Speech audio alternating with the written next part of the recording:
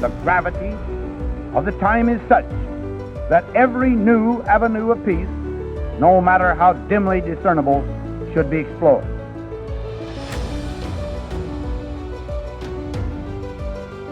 Never before in history has so much hope for so many people been gathered together in a single organization.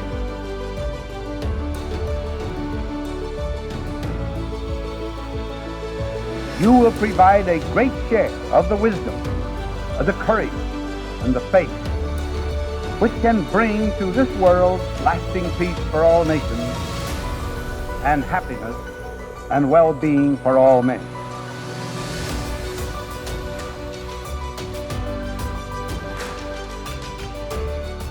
Okay, so we are here on Titans of Nuclear, episode 400. And as we always like to do, every 100th episode, we try to make it special, and we want to interview one of our own staff. So here today with me is Josh Mesner, who is our Director of Operations at Last Energy. Welcome. Awesome. Thank you so much for having me, and it's exciting to see 400 episodes. Yeah. So why are we in a park, Josh? Yeah, why are we in a park, Bret? So before I joined Last Energy, well then EIC, Energy Impact Center, I was actually working at the Wisconsin Political Science Department. And during that time, I actually started a podcast called 1050 Bascom. It's still going strong today, I'm happy to say.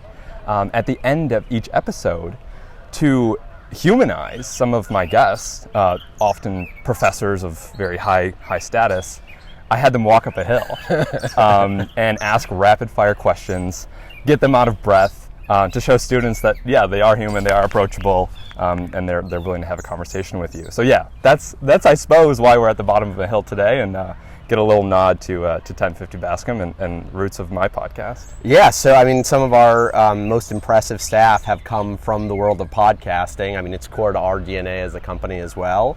And so yeah, I was super impressed when I heard that, and it's one of the reasons that you get the job. So I think good to know. Years later, now we are honoring that with your That's special exciting. episode. So shall we start to walk up the hill? Absolutely, let's do it. With pseudo. Yeah, with pseudo. Okay. So yeah, Josh, tell us a little bit about yourself. Where did you grow up? Yeah, absolutely. So I'm from a small town in Wisconsin called Whitewater. It's between Madison and Milwaukee. Both of my parents are teachers, and that just meant that during the summers we had access to really the whole world. What did they teach? We would travel. Yeah, so my dad was a cell biologist, just retired a couple of weeks ago, and my mom was a 4K teacher. So we had both ends of that spectrum of elementary school kids and college kids. Curiosity. I was super curious as a kid. Watched the news every night with my dad and my mom. 60 Minutes, still watch it today. Nice. So then I went to UW-Madison and studied political science. But actually, you'll like to know, I studied engineering first. I actually didn't know that. Okay. This is interesting. So my first year at UW, I took a bunch of engineering courses and loved them. And I was really interested in environmental engineering, thinking about, at the time, wind turbines and biomass and solar cells. I'm already getting out of breath. And I kind of started to realize that a lot of the technology was governed by policy that was hamstringing it.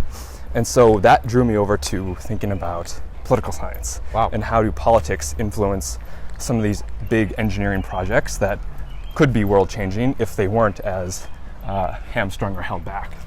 And so I switched my major over to poli-sci and environmental studies and decided to focus on being a bit of a middleman between the engineering and the policy.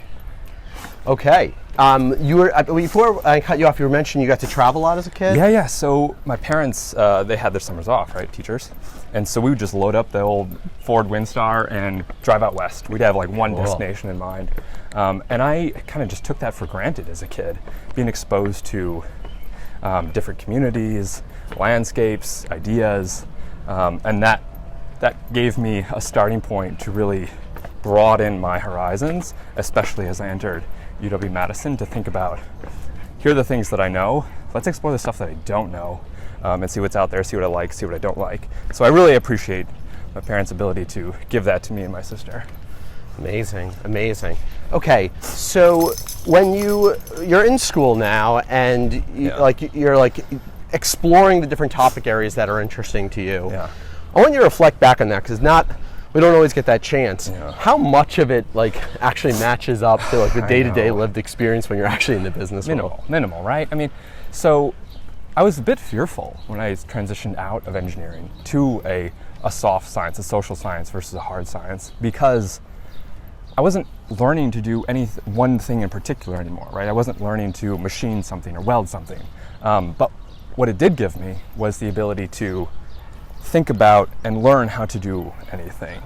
And so today, in my role here as Director of Operations, I mean, that is coming in spades every day. Yeah, but even before, because I mean, we should mention, like, you rose through the ranks to this role. Pretty young, but like obviously very capable, very ambitious. I mean, you've had 3 or 4 titles over the last couple of years. Just kind of keep proving yourself, taking on more and more responsibility. But even early on, before that, you were still at this organization, the Swiss Army knife here. So to help tie. Like so you mentioned, okay, so you developed this like thinking framework from your studies that allowed you to be more versatile. What were some of those early activities that you took on for us when you started working here? Oh man, I was all over the board. I initially started as a little bit of HR, helping to onboard new employees. The new employees that I was hiring, because I was also serving as a recruiter. No background in that. It was, hey, we need to hire this type of person. Find me 200 profiles on LinkedIn, cold call them, and see if one will bite and pursue it to the nth degree. Now, okay, let's. I want to like double click before we get to all the roles. Let's actually dive into each one a little bit, because I think this episode is going to be a really good opportunity for people to understand a little bit what like early startup life is like as well. So what? Actually, let's start with like your very first job. Okay. Like, do you want to tell the story about like your week one? I mean, I wasn't even there. I hired you and I wasn't even there. No, bailed on me. No. So I think I'm one of the few employees actually that applied for a job with you, other than being poached. So I think it was I know for a fact what day it was. It was a Tuesday that I applied for the role. I think I chatted with you maybe the following Thursday. Immediately spoke with Michelle Brechtelsbauer, who's still with us at Last Energy, the next day, Friday. Got the assignment given to me. Because we always do assignments. Always do assignments. Yeah. Turned that in on Monday. You made me an offer on, I think that Monday night even, it might have been. And then you basically gave me a week to 2 weeks to pack up everything in Madison. Yep. And move out to DC and then start. And so I started. Now, you already wanted to move out here, right? I did. I was already living out here. So she was out here. I was looking for jobs. And I think I even told you in the interview. Yeah, which is how I knew I got you. And so loaded up the old Honda Civic, drove out here on a Saturday, and I started the following Monday. June 6th, D-Day, 2019. Oh my God. You threw me into the furnace, and then the next day you left for like South Korea. For a conference, And I think I was like handling logistics for serving that. as a bit of your EA at that time. You also gave me a bunch of roles to hire. But yeah, it was a whirlwind. I didn't know what I was getting into. Yep. It was a trial by fire. Yep. And yeah, I knew that DC was going to be a step up from Madison, and that gave me the confidence to really give it everything. Well, now let's come back to that hiring process, because you mentioned that you were one of the few employees like who actually applied for a job and wasn't poached. Yeah. Like we're a bit unique in that way, Yeah. and I think that's why one of the first roles to hire was someone who could help out with recruiting, because it is very labor intensive to target people who aren't looking for jobs. That's right. But have I like properly, probably to you, but maybe not to the whole company, explain like why we do it that way? I think to some degree, maybe my interpretation is we are looking for folks that are so driven in their line of work that all they can think about is pursuing that next project, that next milestone. And aren't looking for like the internal reaction of am I happy? Am I happy? It's more of like I have a job to do. I'm super excited to like get it done. Yeah. And so we're looking for folks that just aren't looking for new jobs. We're looking for folks that are just thriving at their existing job. Exactly. Yeah. And I think there's another like half to that coin as well, which is that people who are looking for jobs are motivated to mislead you about like how skilled they are. But people who aren't looking for jobs are probably just going to like be as like honest as they can possibly be, because it's like they have nothing to gain or lose really. Right. And so that's the other like filtering criteria. But what that leads to is that like from like day one, we've needed someone pretty much full time just sourcing candidates. And so so 200, huh? That sounds like a lot, but that's 200. That sounds low from what. That sounds right. But to other people, it might. But I guess the point I was trying to make is like that is realistically what we would do for each role is we would custom find 200 profiles that we thought met the bill, and then just go after all of them. That's right. And so so was that was probably pretty surprising to you at the time? Oh, absolutely. I mean, in my non-existent recruiting experience, I thought we could go after 10 profiles and. Or heck, I thought we would get applications that would come in for some of the roles that we were posting. Yep. And then, you would source 200 roles. We would call out half of those at least. We would reach out aggressively to all 100. And aggressively didn't mean 2 phone calls or 4 emails. It meant 10 phone calls. It meant reaching out to their friends and seeing if they could contact them. We used to do that. We don't do that anymore, but we did used to do we that. Were aggressive in the fullest sense of that word. But so then eventually the numbers game, I really started to understand that numbers game. Because you would have such a drop off from 200 to 100 to 25 to 15 to 3. Yep. And then what about the actual analytics of that? We kept pretty good track of it as well, because we were trying to figure out, do you remember that? We were trying to figure out where things might have been going wrong. Yeah, exactly. And then we would sit around, I remember those early days with you, we would sit around and we would theorize, like at each stage of drop off of the funnel, if the numbers didn't match our experience from a previous role, we would go back through and analyze what went wrong. Was it something we told them?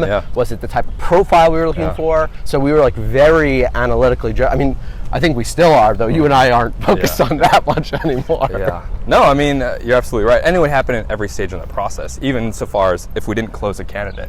What did we say on the offer that didn't make sense? What did we 7 emails was the average number we needed? 7 cold emails in order to get emails. someone's attention. That's right.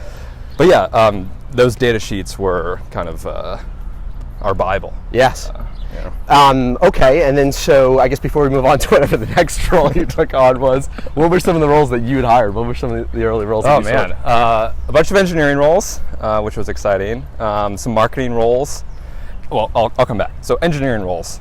I had some experience in engineering. I knew the terms, but I didn't know what marked a good engineer, what experiences, what applications, what projects. We also had a list of companies that we didn't want to hire from. We had a list of companies that we did want to hire from. Geography was a big focus for us. So engineering roles, marketing roles, a lot of some more support roles, internal roles. So like HR consultant, IT, maybe accounting, the whole gamut of what it took to get a startup up and running. Okay, what was the next role that you took on? Yeah, man. I think the next one really became helping to get those roles up to speed. Okay. I think you gave me a little bit of knowledge of your vision for the company, while you were focused on continuing to build our organization as kind of a thought leader, and you didn't have as much time to focus on the actual day-to-day projects. You did. You gave guidance, but then you said, okay, Josh, work with this new engineer that you brought on and manage them and give them the same passion for the projects that you and I now have. And that became kind of my, I don't know, what was I, like the cattle prod a little bit of you helping to almost like a program manager type, just kind of keeping track of all of our efforts. That's right. And then you were the one keeping daily tabs on what everyone was doing. So and I can't tell you how helpful that was. And that transitioned into what? So now I've been really focused on internal efficiencies of our company. Even low end, right? Like finding new offices and building up new offices, both domestically and internationally. Insurance policies, bank accounts. Exactly. That's exactly right. So, it's been really. I've never worked for a startup before, And so every new project that I take on, I don't have anything to compare it to. I'm only able to compare it to previous projects. And how do you think, like, now that you do have so many years experience kind of doing all this, all these various jobs, and you've probably come across other people at other companies, we could sit down somewhere probably. How do you think how we run things compares to some of the other, how some other organizations are set up? I think we run at a million miles an hour. Yeah. I think the speed at which we are trying to build our company. Where do you want to sit down? Maybe so that way we can have our lovely camera person sit with us. There you go. Got a little bench. Perfect. I'm going to sit on the other side of you just so we can... Great. Keep our cords untangled. That's right. So I think we run at a million miles an hour. I think we are so focused on our mission, and it's so clear to us. Like, maybe the stepping stones to get there aren't as clear, but that's what we're figuring out. But our overall mission, everyone in our company can really embody, and therefore, regardless of the role that they have, even if it's as clear as mud to them of how to get there, they're willing to throw everything that they have at it, figure out what works, figure out what doesn't work. I have a data point of 1. Yep. And I'm super excited to be a part of that. So let's talk about some of the more unique projects that you've taken on, because listen, whenever it comes to something like I don't know who to assign something to, you're pretty much the default option, because I know you'll be able to handle it no matter what it is. Yeah. So let's talk about like the cube at some point. What were some of the roles that you took on with the cube? Yeah, absolutely. So we ended up spinning up this prototype project outside of Texas to really demonstrate some of our early engineering thinking. Specifically around some of the module designs and connections of those modules of our nuclear power plant. And it was half engineering project, half art project, and art really was in the sense of thinking about our investors, potential clients for us. Yeah, why is art important to us as an organization? Yeah, I think maybe it's something around the emotion of the project itself. Our iPhone, right? Right. There's something about grabbing that iPhone and like feeling it in your hand. And I know the Apple engineers put a lot of time and effort in that design. That it's metal for a reason, right? Yeah. It's not plastic. It has a sharp edge. Like every little detail was thought about to give you this emotional, happy, warm, confident feeling in that product. And so that's why I think we focus so much on some of the artistic elements of our cube. Yeah, because some people probably forget, our orientation as a nuclear company, since we're not reinventing any new nuclear technologies, we are essentially productizing what is a power plant, which is typically a project, not a product. That's right. And we are of the perspective that products have to be beautiful. That's right. So what goes into the cube to make it beautiful, and tell me about some of the actual challenges that you faced pulling off some of those accomplishments. Yeah, so I really started to focus on the 50% of art. So a couple of elements that really stood out to me that were a challenge were we had an exterior facade that is shiny metal, and it really reflects the landscape. And coming up with a design for that panel was a challenge due to... I forgot about that, yeah. Yeah, due to the time constraints that we were under. Yep. The budget constraints. Budgets. Yep. The actual application of the facade to the facility, how we wanted to install this. Yep, the engineering, yeah. The other elements that were in addition to the facade that made the facade difficult were some of the lighting. We had LED lights on the exterior of the facade that we wanted to install before that facade panel actually reached the side of the prototype. So we had to think about strip length and okay, if we have a 10-foot long or 30-foot long run of LED lights, there's going to be a data drop somewhere in there. So we have to think about adding additional power at the whatever it is, 1.6 meter mark. And so we had electricians that were working closely with us and our working closely with some of our metal fabricators, which was like a unique challenge. Yeah, so even though this is like a non-functional demo of a power plant, it actually did have pretty significant electrical engineering challenge and structural, mechanical. It really was like a fully integrated system, even if it wasn't pumping high pressure water. Right. And you've also instilled in me that the smallest details do matter. And so landscaping, right? Yeah, what happened with the landscape? Yeah, you want to tell a story about the sunlight and the landscape? Yeah. I mean, so, right, even the small detail of like the brightness of the limestone. I don't know how many versions of white limestone are out there, but we found all of them. No, it needs to be brighter, wider, bigger, smaller. We want to do turf. We want to do a skirt of turf. Yeah, so we're sitting down there. We've got the facade fully on, right? Mirrored metal, Houston, Texas. You see where this is going. Yeah. This thing reflects sunlight like no other, and it refracts it in a way that the turf below the facade panel was like literally smoldering because of how hot the sunlight was like focused on this area of turf. And I mean, we melted the astroturf. We melted the astroturf. So then we're like, okay, let's put tarps down to make sure that the turf doesn't melt. And we come back the next day, and the tarp is melted to the turf. So now you're like peeling off melted turf or melted tarp from the melted turf. Again, like a challenge that you couldn't even foresee. As you were, so you were just constantly. It was whack-a-mole of challenges that would pop up. Little things that pop up under a lot of time pressure. Let's talk about that, like that pressure element, because you hold up like pretty well under pressure. You are like one of the few people in this world that have ever brought me to tears. But yeah, no, you're right. I mean, I think that's one of the things one of the reasons that I excel in this role is I am, my fiance might not like this, but I'm like a rather unemotional even person. Even keel. Let's call it even keeled. It was like, Josh, like, this is garbage, or this is your budget and I'm not budging on it, and I had to figure out a way to get it done. I think that there was just the only way to accomplish this project was to complete it the way that it was supposed to be done. Like anything else was a failure. They have that expression, you can want something done fast, right, or cheap, but you can only pick 2 out of 3, but somehow you managed to deliver on all 3.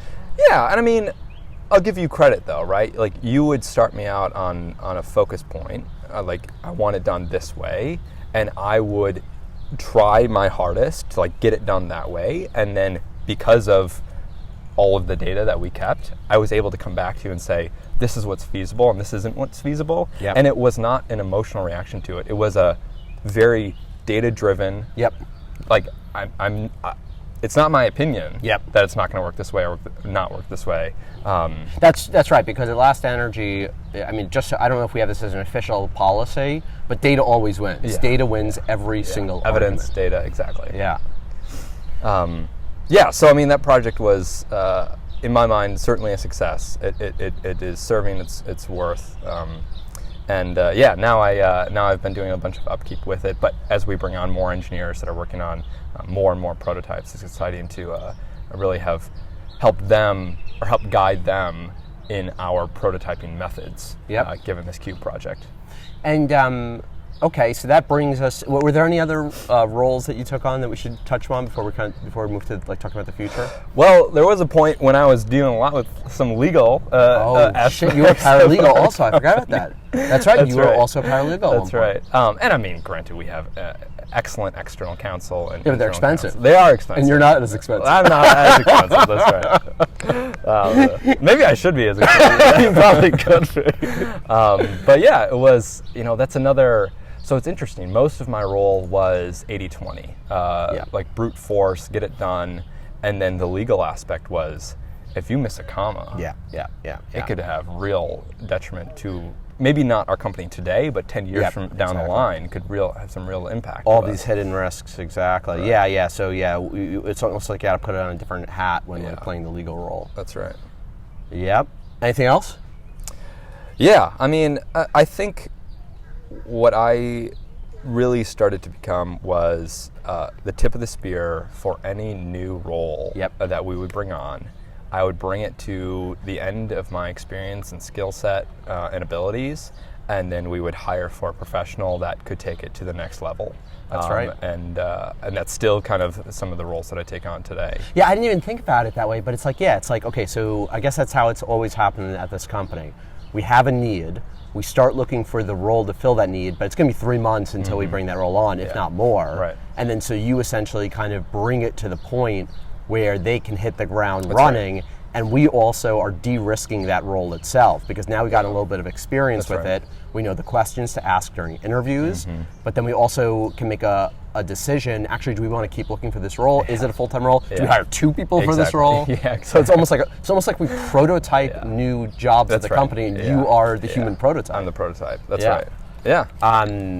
Okay, so now let's talk about the future. Where do you see your role evolving at this company? And what's funny is, I asked that in that way because it's like you've proven yourself now time after time after time again. So I think I've told you this before, but it's like you can pick whatever you want. Yeah. No, I think one thing that really interests me in this company is some of our main facets, right, are engineering, and the engineering portion of our company and the commercial portion of our company. Those are the 2 kind of competing overarching departments. The third one, in my mind, is internal operations and efficiency, right? Yep. All of the support that goes into enabling those 2 departments to really excel in a very fast pace. And so, sure, there's not going to be more. Well, there are going to be more roles out there that we haven't hired yet, but in terms of fleshing out departments like our IT department, our HR department, our office management department, those roles and tasks are going to just keep expanding and growing larger and larger and larger. You started with one company or one location with 4 people in it. HR for that only requires so much effort. Yep. HR in a 50-person company or a 500 or 1,000-person company, it's still HR. Just the scale has changed drastically. Yeah, and the problems that come up, exactly, even just the problems are just larger. They're just larger, and a lot more detail go into them. And so I'm excited to continue to broaden those roles, those departments, those internal operational departments for the next, forever many years. But you also do a lot of stuff that's beyond that as well. So I mean, maybe this is the first time I'm really asking you. It's funny to kind of do this in a public forum, but why not? Yeah. What role do you want to have with some of these other external facing projects like the Cube? Do you want to still be working on that type of stuff also? Absolutely. I think you used this term earlier, like jack of all trades, like jackknife, right? Like Swiss Army knife. Swiss Army knife. I can be thrown into any situation. So of the 3 roles that I have, like that third one of special projects, I think is really interesting. Engineering is still near and dear to me. I love being thrown into a project that I get to work with my hands, like throwing a staircase that needs to be X wide and it needs to be automated and this high off the ground. I don't know, let's get out a piece of paper and start drawing. I really like that artistic element of my role. Or even building out our own internal prototyping shop downstairs. That was right. Your shop manager for our R&D lab. That's right. Yeah. The 3D printer breaks. All right, let's see what we can do. But I mean, one of the exciting things about my role, and I say exciting, but also scary and daunting things about my role, is it can go in any direction. And so I don't think I'm at a point yet where I can say, this is the narrow path that I want to continue taking. I want to keep exploring my options with your confidence in me or your support to say, throw yourself at it for 6 months or a year. If you want to be safety and licensing and work in the engineering department, go for it. If you want to swap out of that and go work on something else, you have my backing. And so I want to keep doing that. One thing that I said to myself when I left UW-Madison was, I never want to be doing the same thing every day or every month or every year. I never want to stop learning, right? All the way back to when my family would go out west and travel, curiosity. I want to be curious. I want to know what I don't know and then double down on that and figure out what even further what I don't. Those unknown unknowns are really exciting for me. And I talk to my friends. They're doing really exciting things, but I do reflect on our company and the role that I have and what a unique situation to be in as a young professional, to kind of have the world at your fingertips. Our company is not focused on revolutionizing leash design. We're working on something that's world-changing, that could affect how humanity progresses, and that encompasses everything. Name an industry that energy doesn't touch. And that's crazy. It's crazy. So yeah, sky's the limit right now. All right. Well, like I always say, if I had to start all over again, you'd be the first hire I'd make. And so I just want to thank you for all the time that you spent, and just how proud I am to kind of watch you grow through this organization. And I just can't wait to see how it continues to evolve. Thank you, Josh. Appreciate it. Thanks, Bret. And initiate at least a new approach to the many difficult problems that must be solved in both private and public conversation if the world is to shake off the inertia imposed by fear and is to make positive progress toward peace.